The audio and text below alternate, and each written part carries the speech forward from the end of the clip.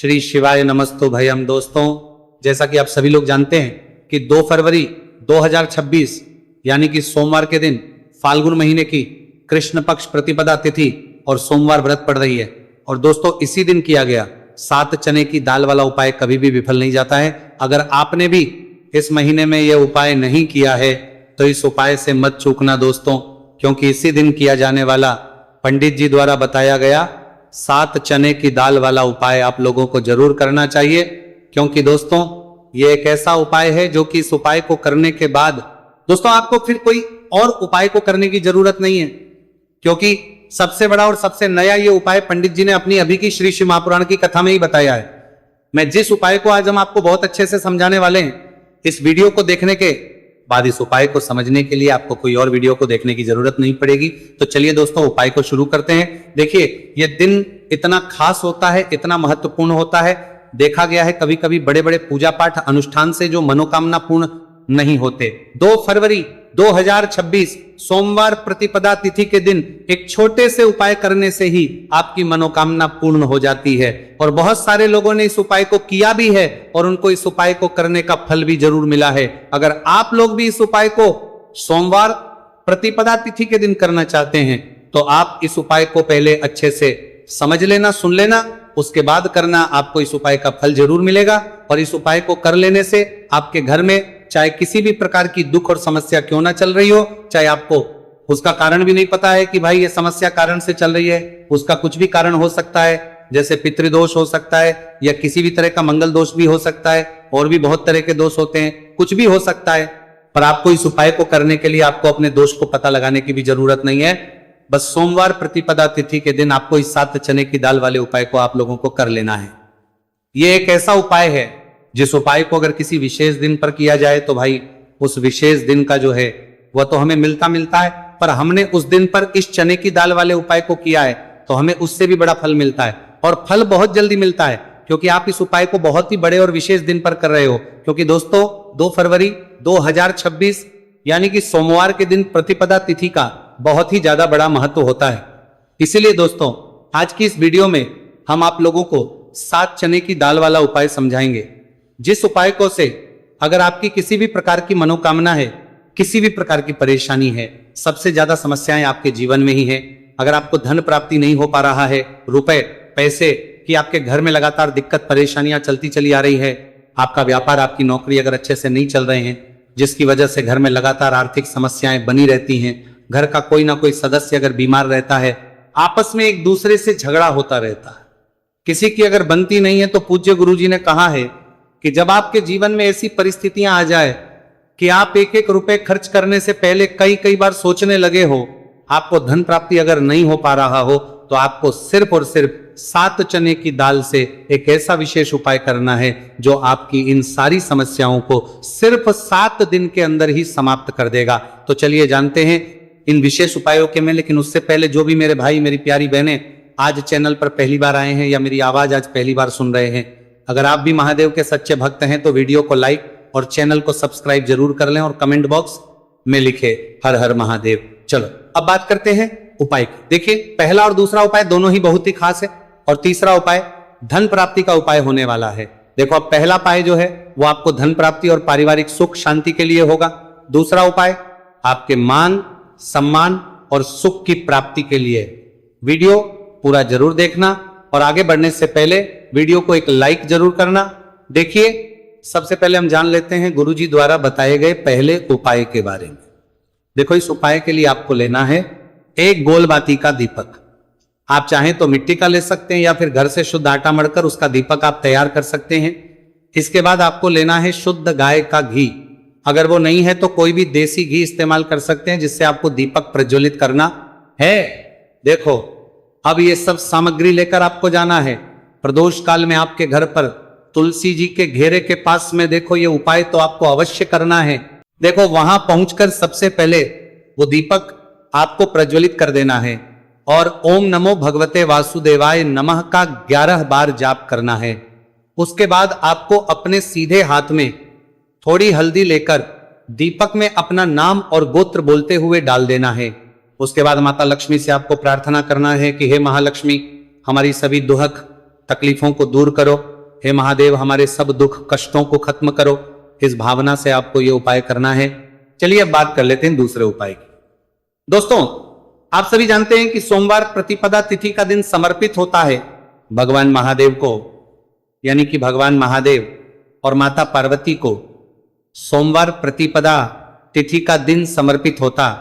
और जब भी हम शिवलिंग के ऊपर कोई भी उपाय करते हैं तो इससे हमें एक साथ भगवान महादेव की और माता पार्वती की कृपा प्राप्त हो जाती है। देखिए दोस्तों, गुरुदेव ने बताया है कि सोमवार प्रतिपदा तिथि के दिन किया जाने वाला यह सबसे खास और सर्वश्रेष्ठ उपाय है।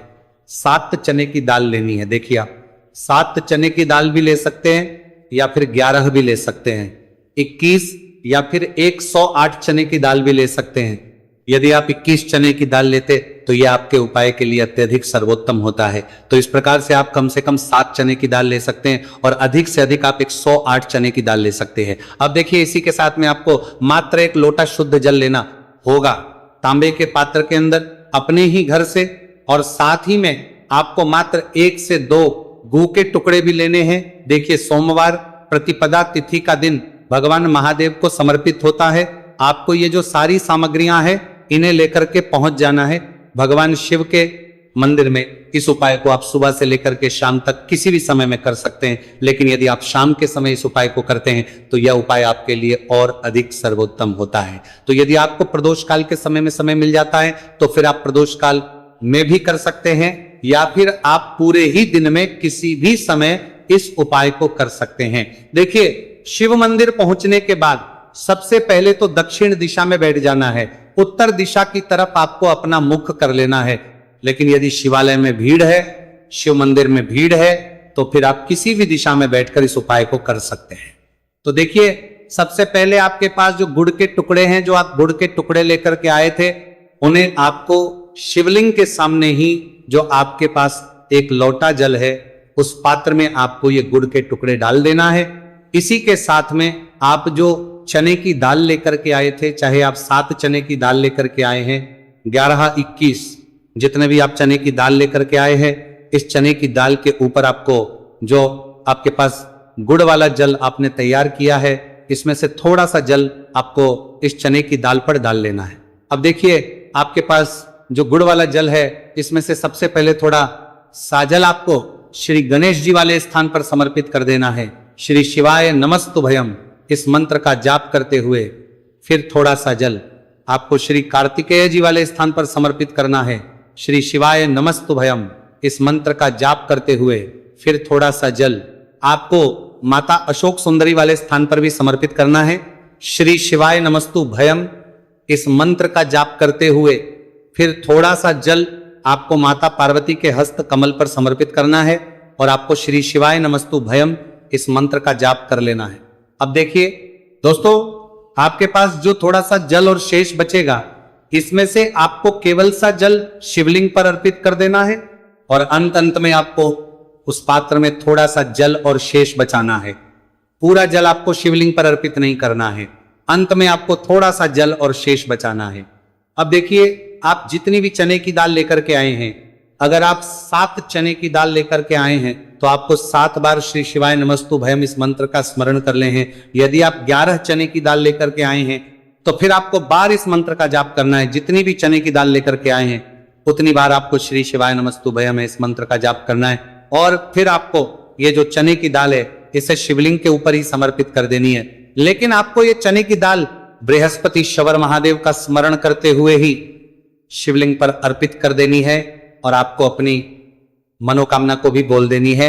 आपकी जो भी मनोकामना है, चाहे वो धन प्राप्ति को ले, नौकरी से संबंधित हो, विवाह से संबंधित हो, या फिर आपके मकान, जमीन, जायदाद से संबंधित हो, चाहे गृह क्लेश से संबंधित हो, या फिर किसी भी प्रकार की जो मनोकामना है उसे आपको बृहस्पति शवर महादेव से परिपूर्ण करने की प्रार्थना कर लेनी है। और इसके बाद आपके पास जो पात्र के अंदर थोड़ा सा से जल और बचा हुआ था, इसे भी आपको धीरे धीरे भगवान शिव की शिवलिंग पर ही अर्पित कर देना होगा। श्री शिवाय नमस्तुभयम इस मंत्र का जाप करते हुए पूज्य गुरु जी कहते हैं कि फाल्गुन महीने का सोमवार प्रतिपदा तिथि जो भी व्यक्ति इस प्रकार से यह चमत्कारिक उपाय कर लेता है तो उसकी जो मनोकामना है वो भगवान लक्ष्मी नारायण की कृपा से तथा महादेव की कृपा से बहुत ही जल्द परिपूर्ण हो जाती है। बात करते हैं अगले उपाय की। देखो, इस उपाय के लिए आपको मात्र 2 लौंग लेनी होगी, यानी कि आपको लौंग का जोड़ा लेना है। 2 फूल वाली आप लौंग लेनी है।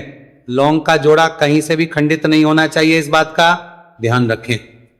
इसी के साथ में आपको लेना होगा लाल चंदन का पाउडर। देखिए, यदि आपके पास लाल चंदन की लकड़ी है तो उसे घिसकर भी आप चंदन के रूप में प्रयोग कर सकते हैं। यदि पाउडर है तो उसका भी आप अपने उपाय के लिए प्रयोग कर सकते हैं। देखिए, चंदन जो है वो तेज का प्रतीक माना गया है और साथ ही साथ जीवन के अंधकार को दूर करने का प्रतीक।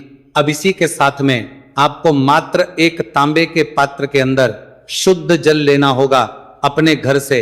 अब दोस्तों, ये तीनों सामग्री लेकर के सीधे आपको पहुंच जाना होगा भगवान शिव के मंदिर में। देखिए, इसी के साथ में आपको एक गोलबाती का दीपक भी लेना होगा।